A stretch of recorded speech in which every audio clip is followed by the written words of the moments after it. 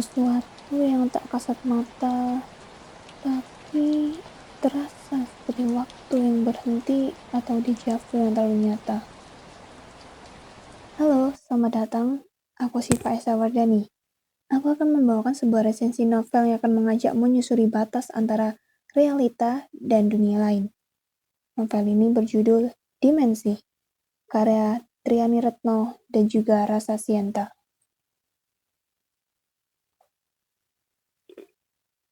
Novel ini berkisah tentang seorang gadis bernama Zafira Masawa, kerap dipanggil Za.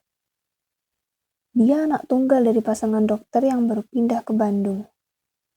Di sekolah barunya SMA 215 Bandung, Za dikenal sebagai anak pendiam, tenang, dan juga tertutup. Tapi siapa sangka, di balik tatapan matanya yang sayu, ada rahasia besar yang bahkan tak bisa ia jelaskan sendiri. Za memiliki kemampuan berpindah antar dimensi. Kadang, tanpa sengaja, ia bisa berada di masa lalu, di dunia yang asing, penuh bangunan batu, dan juga suasana kerajaan kuno. Lalu, tiba-tiba, ia kembali ke masa kini. Awalnya Za takut, bahkan berpikir bahwa dirinya sudah gila.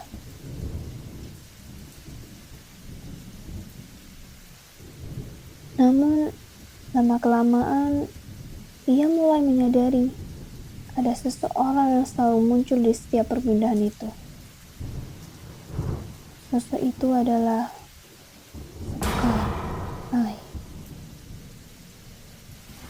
seorang gadis berwajah cantik dengan sorot mata yang tajam.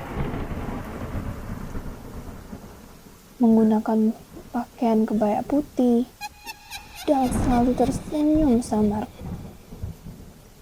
Sekarayu tidak pernah bicara banyak, tapi kehadirannya selalu membuat bulu kuduk Za merinding. Setiap kali Za mencoba mendekat, ada rasa takut, tapi juga ada rasa familiar. Semakin lama, semakin jelas. Sekar Ayu bukanlah orang asing.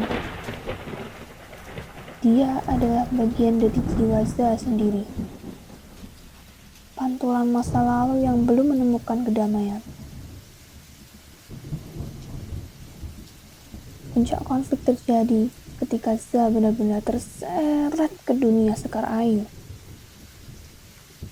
Di sana, waktu seakan berhenti dengan sangat lama.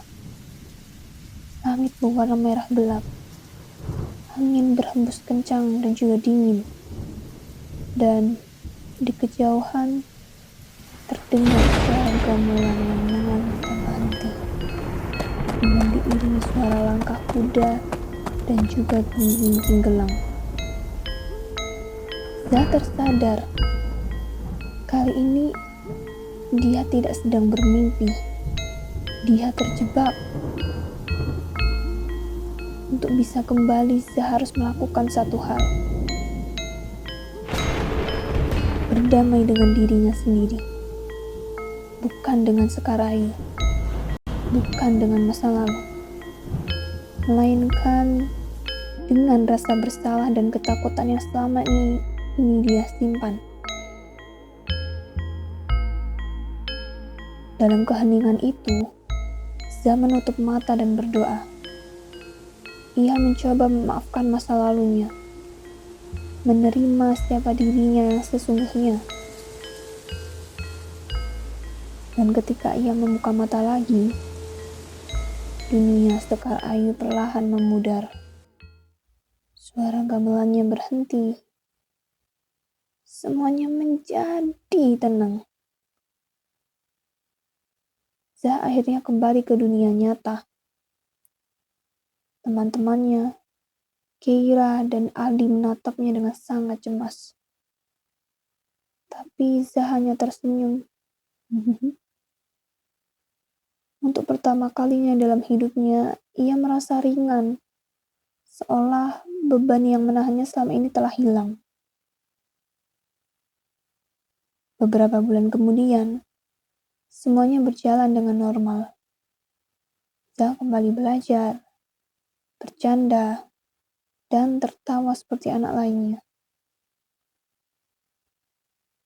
Namun, suatu sore di pertandingan semifinal sepak bola sekolah kelas 11 IPS melawan 11 IPA 3, ia melihat sosok yang sangat familiar di tengah keramaian penonton itu.